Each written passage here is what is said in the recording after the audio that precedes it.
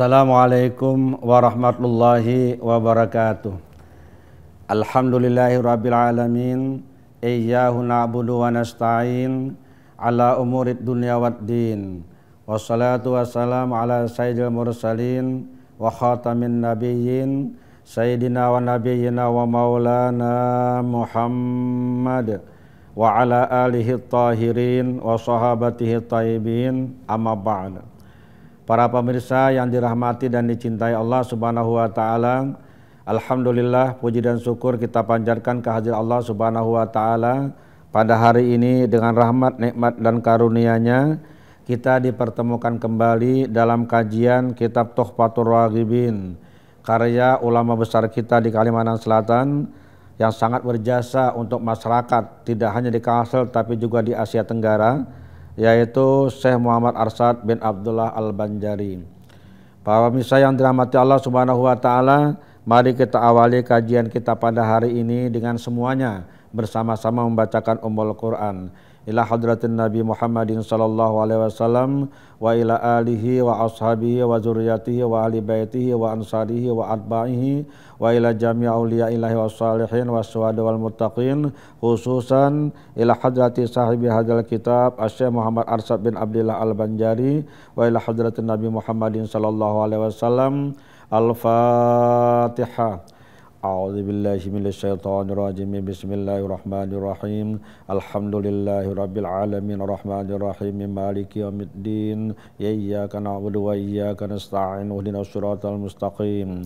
Shiratal ladzina an'amta 'alaihim ghairil maghdubi 'alaihim waladdallin. Amin. Para pemirsa yang dirahmati Allah Subhanahu wa taala, kita insya Allah melanjutkan kajian kita masih di halaman 17 kitab Tuhfatur Raghibin pada baris yang terakhir. Silakan bagi yang memiliki kitabnya untuk membuka di halaman 17 pada baris yang terakhir. Qala al-mu'allifu rahimahullahu ta'ala wa nafa'ana bihi wa bi'ulumihi fid dharaini amin. Syekh Muhammad Arsyad Al-Banjari mengatakan, dan setengah mereka itu adalah iktikadnya bahwasanya segala hamba itu tiada beroleh kejahatan daripada maksiat, tiada khair dan syar, dan taat dan maksiat bagi Allah Ta'ala jua, dan adalah ia putus asa daripada rahmat Allah Ta'ala. Maka iktikad yang demikian itu kufur, karena firman Allah Ta'ala, wala taqnatu mir rahmatillah, yakni jangan kamu putus asa daripada rahmat Allah Ta'ala. Para pemirsa dirahmati Allah Subhanahu wa taala, pada paragraf ini beliau Syekh Muhammad Arsyad Al-Banjari menginformasikan kepada kita tentang iktikad kaum Jabariyah. Menurut beliau, sebagian atau setengah daripada iktikad kaum Jabariyah itu adalah bahwasanya segala hamba itu tiada beroleh kejahatan daripada maksiat. Artinya kalau orang melakukan perbuatan maksiat itu tidak ada kejahatan sedikit pun yang didapat daripadanya. Dia tidak melakukan karena dia berpendapat bahwa yang melakukan itu bukan dia tapi Allah Subhanahu wa taala. Kan biasanya kalau ada orang melakukan dosa dan maksiat ada dosa di situ. Itu yang dimaksud dengan kejahatan. Jadi kalau orang berbuat maksiat itu ada dosa yang harus dipertanggungjawabkan nanti di hadapan Allah. Kalau dia tidak bertobat bisa membawa kepada siksa sebagai wujud keadilan Allah Subhanahu wa taala. Tapi bagi paham Jabariyah yang beliau sampaikan di sini tidak ada kejahatan daripada maksiat. Bahkan beliau melanjutkan tiada khair dan syar. Juga tidak ada kebaikan dan tidak ada keburukan. Jadi tidak ada yang buruk, tidak ada yang baik. Nah kan agak unik ini paham ini. Padahal dalam kenyataannya, maaf para pemirsa, andai kata tanpa diturunkan Tuhan Al-Quran pun manusia tahu ada yang baik, ada yang tidak baik. Cuma dalam paham Ahlussunnah wal Jamaah nanti yang benar baik dan buruk itu hanya dari wahyu Allah Subhanahu wa taala. Hanya itu. Artinya kalau dalam paham Ahlussunnah wal Jamaah, walaupun akal itu dikatakan tahu oh ini baik, tahu ini buruk, Tapi tetap saja dalam paham Asy'ariyah terutama, yang baik dan buruk itu Allah yang menetapkan berdasarkan wahyu yang diturunkan kepada Nabi. Dalam hal ini Nabi besar Muhammad sallallahu alaihi wasallam. Akal manusia tidak menjangkau sampai ke sana katanya. Tetapi secara lahiriah tentu saja orang kan bisa melihat ini baik, ini buruk, ini baik, ini buruk. Cuma ketika disandingkan ini rasional, ini tekstual, maka yang dipakai adalah tekstual. Kalau Asy'ariyah seperti itu. Beda dengan Mu'tazilah. Kalau Mu'tazilah dia lebih mengandalkan akal atau rasionalitas. Para misalnya dirahmati Allah Subhanahu wa taala, orang-orang kita kembali ke Jabariyah tadi berpendapat bahwa perbuatan maksiat itu tidak melahirkan kejahatan.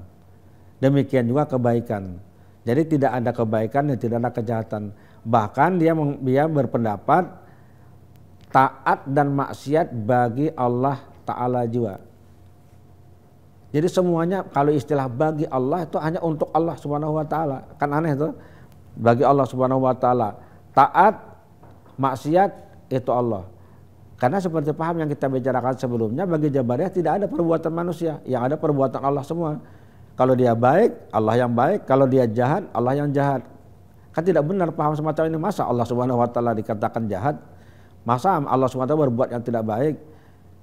Masa Allah Subhanahu wa taala berbuat yang tidak benar? Padahal Allah menurunkan hukum, Allah yang menjelaskan ini yang baik, ini yang tidak baik dalam Al-Qur'anul Karim. Tapi bagi orang Jabariyah tidak, karena manusia tidak punya kekuatan, tidak punya daya, tidak punya kehendak, semua kehendak Allah Subhanahu wa taala, semua terserah kepada Tuhan.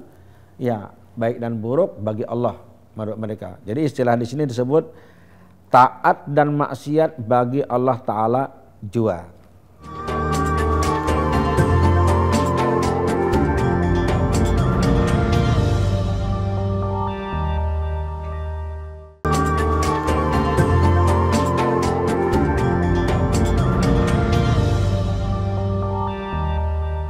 Para pemirsa yang dirahmati Allah Subhanahu wa taala, tindak lanjut dari kelanjutan, bukan tindak lanjut ya, kelanjutan daripada paham tersebut menurut beliau, dan adalah ia putus asa daripada rahmat Allah taala. Jadi menyebabkan orang itu menjadi putus asa dari rahmat Allah Subhanahu wa taala karena tidak punya apa-apa, tidak punya daya, tidak punya kekuatan, tidak punya pilihan, semua kehendak Allah Subhanahu wa taala, stres lah jadinya. Kenapa dengan stres? Karena dia putus asa dari rahmat Allah Subhanahu wa taala. Nah, lalu beliau mengatakan itikat-itikat semacam ini itu adalah itikat yang kufur. Bahasa beliau dikatakan di sini itikat yang demikian itu adalah itikat yang demikian itu kufur. Beliau mengutip firman Allah Subhanahu wa taala, "Wala taqnatu min rahmatillah." Wala taqnatu min rahmatillah. Yang beliau artikan, jangan kamu putus asa daripada rahmat Allah taala. Para misalnya dirahmati Allah Subhanahu wa taala, ayat yang beliau kutip ini atau kalimat yang beliau kutip dari Al-Qur'an ini adalah potongan dari ayat 53 surah Az-Zumar. Az-Zumar ayat 53. Lengkapnya berbunyi sebagai berikut. A'udzubillahi minasyaitonirrajim. Bismillahirrahmanirrahim.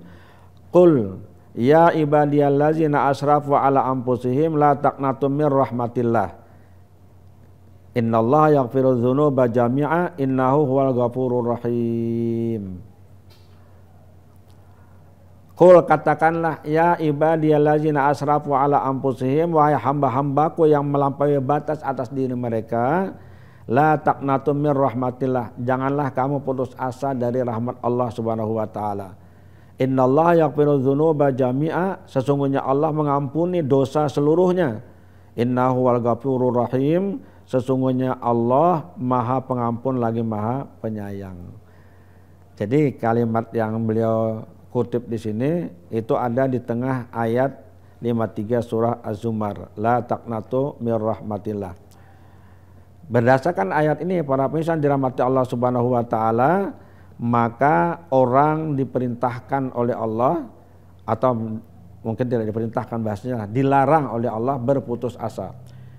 Dalam keadaan seperti apapun jangan pernah putus asa dari rahmat Allah Subhanahu wa taala. Walaupun konteks ayat ini adalah konteks dengan dosa. Jadi ini ada orang para pemirsa berbuat dosa yang sudah sangat banyak, rasa tidak mampu lagi menyandang dosa ini saking banyaknya ya.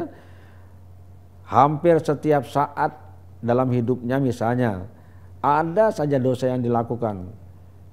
Nah bagaimana? Apakah Tuhan mau mengampuni kalau dosanya sudah banyaknya luar biasa? Maka Allah menjawab dengan ayat ini, la taqnatu min rahmatillah. Jangan putus asa dari rahmat Allah. Karena apa? Karena innallaha yaghfiru dzunuba jami'an. Sesungguhnya Allah itu mengampuni dosa keseluruhan.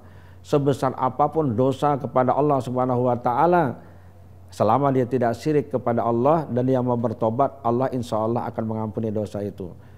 Innahu wal ghafurur rahim. Sesungguhnya Allah itu Maha Pengampun lagi Maha Penyayang. Jadi orang tidak dibenarkan berputus asa. Nah, dalam paham Jabariyah seperti yang diceritakan beliau itu orang putus asa dari rahmat Allah Subhanahu wa taala. Kalau putus asa dari rahmat Allah Subhanahu wa taala berarti orangnya tidak menghargai rahmat yang diberikan oleh Allah Subhanahu wa taala. Rahmat Allah selalu turun kepada siapapun. Bahkan segala gerak hidup manusia, siapapun dia dalam keadaan apapun, itu semua dalam rahmat Allah Subhanahu wa taala. Dalam konteks dengan perbuatan dosa, sekali lagi, dosa apapun yang dilakukan, kalau dia bertobat kepada Allah Subhanahu wa taala, minta ampun kepadanya, maka Allah akan memberikan ampunan dan akan menerima tobatnya. Insya Allah, asal tobatnya tobat yang sebenarnya, taubatan nasuha. Para pemirsa dirahmati Allah Subhanahu wa taala, orang yang berputus asa dari rahmat Allah Subhanahu wa taala itu adalah orang yang tidak memiliki kekuatan iman. Orang yang merasa dirinya berada dalam lautan dosa yang teramat banyak dan lemah keimanannya kepada Allah bahwa Allah Maha Pengampun. Kalau dia punya keyakinan yang kuat bahwa Allah mengampuni, maka dia akan bertobat kepada Allah Subhanahu wa taala dan akan hilang putus asanya. Makanya kita juga tidak dibenarkan terlalu bersedih luar biasa karena pernah berbuat dosa. Yang penting itu bukan sedihnya, bahwa menyesal ya, oke, menyesal. Tapi yang paling penting adalah bertobat kepada Allah Subhanahu wa taala. Jadi ketika dia bertobat kepada Allah, insya Allah Allah akan memberikan ampunan. Nah, kalimat ini para pemirsa yang dirahmati Allah Subhanahu wa taala menunjukkan bahwa paham-paham yang membawa kepada sifat keputusasaan itu adalah paham yang tidak dibenarkan. Paham yang membawa kepada orang putus asa dari rahmat Allah itu paham yang tidak bisa dibenarkan. Kalimat yang beliau katakan di sini sangat jelas dan tegas, dan adalah ia putus asa daripada rahmat Allah Ta'ala. Maka etikat yang demikian itu kufur, karena firman Allah, wala taqnatu min rahmatillah. La taqnatu min rahmatillah, ya, kalau di dalam aslinya tidak pakai waw ya. Di sini yang aslinya qul a'udzubillahi minasyaitonirrajim bismillahirrahmanirrahim. Qul ya ibadiyalladzina asrafu ala anfusihim la taqnatu min rahmatillah. Innallaha yaghfiru dzunuba jami'an innahu wal ghafurur rahim. Para pemirsa yang dirahmati Allah Subhanahu wa taala, paham yang dianut oleh orang-orang Jabariyah ini kalau yang ekstrim memang berakibat buruk, karena mereka tidak merasa berdosa ketika melakukan kesalahan. Mereka tidak merasa bersalah ketika melakukan kesalahan. Mereka menganggap yang baik dan yang buruk itu adalah dari Allah semua. Sebenarnya penyandaran diri kepada Allah itu bagus sebenarnya, dan kita pun diajarkan supaya menyandarkan diri kepada Allah. Bahasanya tawakal kepada Allah Subhanahu wa taala, menyerahkan kepada Allah Subhanahu wa taala. Bedanya dengan Ahlussunnah wal Jamaah itu terletak pada soal ada tidaknya usaha dan ikhtiar. Usaha itu adalah sikap dan perilaku al-kasab tadi, ikhtiar itu adalah pilihan. Jadi kita akan diberikan pilihan, ini baik, ini buruk, ini baik, ini buruk. Silahkan pilih. Allah sudah tunjukkan. Hudal linnasi wa bayyinatin minal huda wal furqan. Itu Al-Qur'an diturunkan. Mungkin permasa masih ingat nih. Untuk apa Al-Qur'an diturunkan? Dalam Al-Qur'an sendiri dijelaskan hudal linnasi wa bayyinatin minal huda wal furqan. Memberikan bimbingan, petunjuk kepada manusia. Wa bayyinatin, dan Allah memberikan penjelasan dari petunjuk itu serta membedakan furqan antara yang hak dengan yang batil. Allah sudah jelaskan. Nah, manusia diberikan pilihan. Silakan Anda milih. Pilihan itulah yang bisa membawa orang kepada pahala. Pilihan itu bisa membawa orang kepada dosa. Ketika pilihannya baik dan dia berusaha melakukan yang baik, dia dapat pahala. Ketika pilihan yang buruk dan dia melakukan yang buruk, dia dapat dosa. Para pemirsa dirahmati Allah Subhanahu wa taala,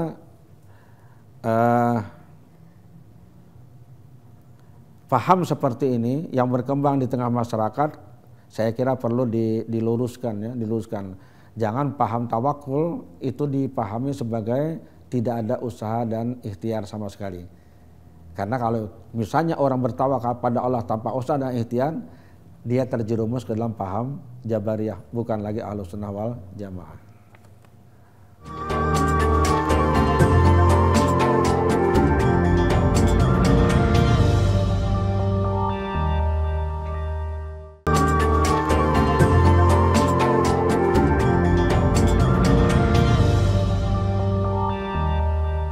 Para pemirsa yang dirahmati Allah Subhanahu wa taala, dalam konteks dengan ayat tadi, kita masih mengulas ayat itu sedikit. Kemungkinan putus asa dalam hidup ini memang besar ya, apalagi di dunia modern. Persaingan di dalam dunia modern ini terlalu ketat di dalam berbagai aspek kehidupan.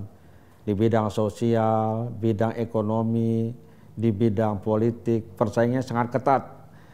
Ini berpotensi besar untuk membawa orang kepada stres berat dan bisa berujung kepada putus asa. Kita yang bicarakan ini bicara soal etikat, kita bicara soal keyakinan. Keyakinan yang berujung kepada keputusasaan, seperti keyakinan orang-orang Jabariyah. Tapi sebenarnya ayat ini berlaku sangat umum.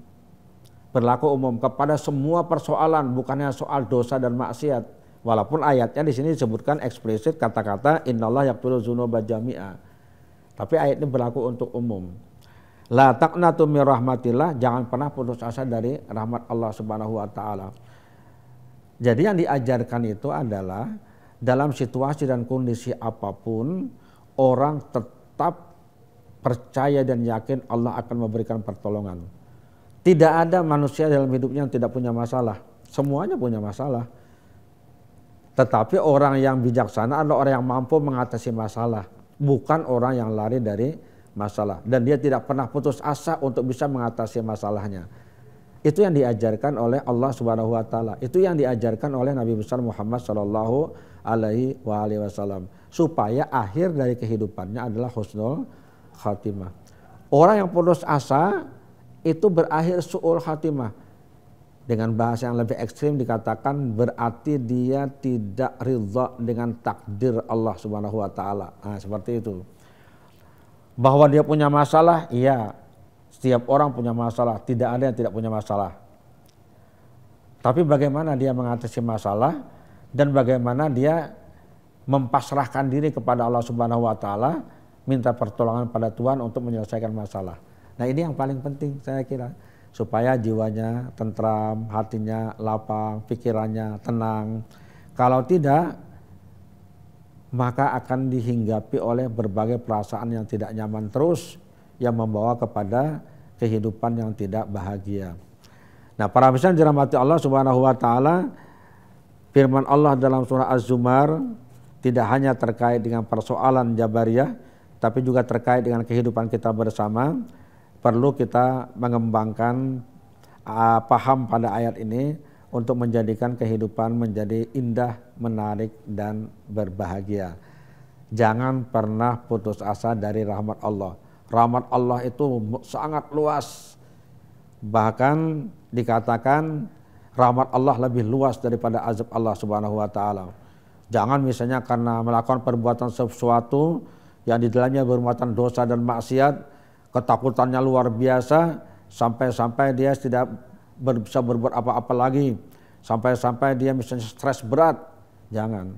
Bertobatlah kepada Allah Subhanahu wa taala. Mungkin pemirsa masih ingat cerita ada orang yang pernah membunuh sampai 100 orang.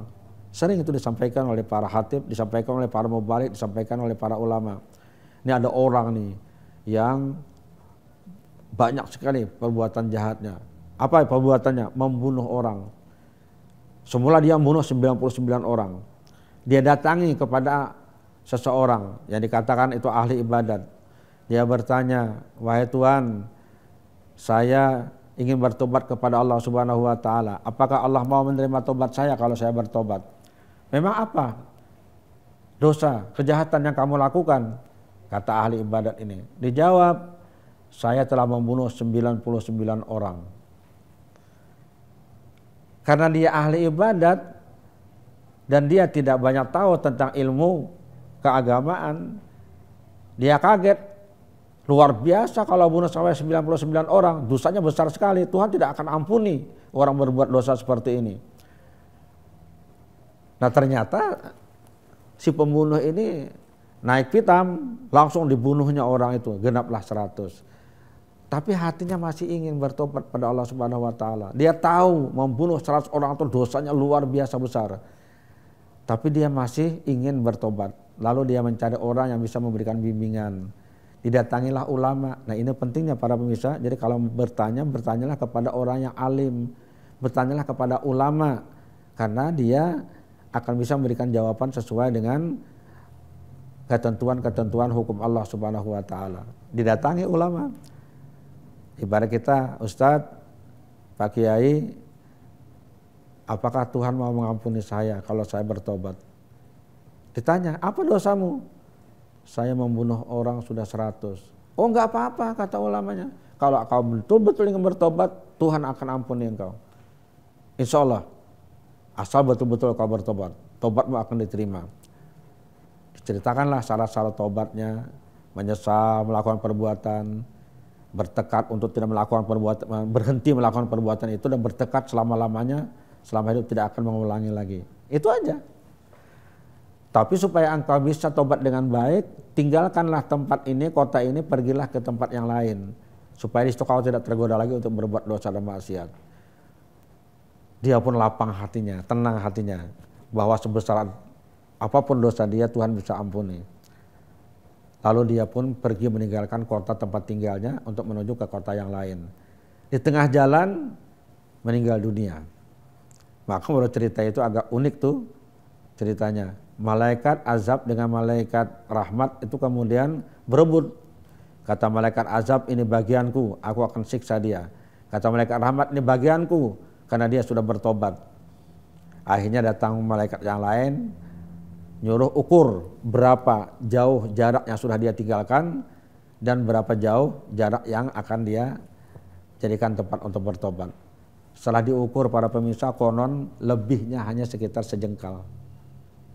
Lewat dari batas tempat dia berbuat dosa untuk menuju tempat dia bertobat. Akhirnya dengan rahmat Allah Subhanahu wa taala dimasukkan dia ke dalam surga. Diampuni dosanya walaupun belum sempat berbuat baik, tapi tekadnya untuk bertobat dan minta ampun itu sudah bulat. La taqnatu min rahmatillah, jangan pernah putus asa dari rahmat Allah Subhanahu wa taala.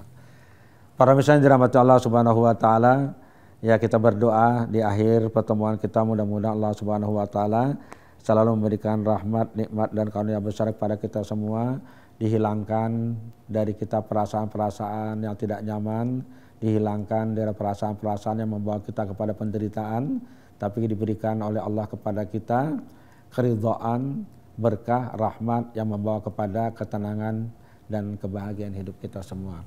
Ala hadiniyah wa likulli niyatin salihah wa ila hadatin Nabi Muhammadin sallallahu alaihi wasallam. Al-Fatihah. A'udzubillahi minasyaitonir rajim. Bismillahirrahmanirrahim. Alhamdulillahirabbil alamin arrahmanir rahim maliki yaumiddin. Iyyaka na'budu wa iyyaka nasta'in. Ihdinas siratal mustaqim. Siratal ladzina an'amta 'alaihim ghairil maghdubi 'alaihim waladdallin. Amin. Amin amin ya rabbal alamin. Bismillahirrahmanirrahim. Alhamdulillah rabbil alamin. Allahumma salli wa sallim wa barik ala asrafil anbiya'i wa mursalin sayyidina wa habibina wa qurwatina wa maulana Muhammadin wa ala alihi wa sahbihi ajma'in. Allahumma ighfir lana wa li walidina warhamhum kama rabbana shighara wa li jami'il muslimina wal muslimat wa mu'minina wal mu'minat al ahya'i minhum wal amwat bi rahmatika ya arhamar rahimin.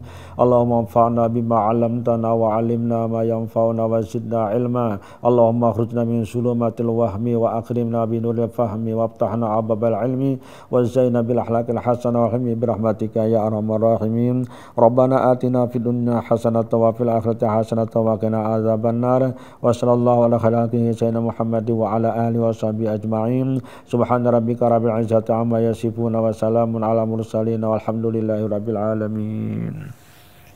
Assalamualaikum warahmatullahi wabarakatuh.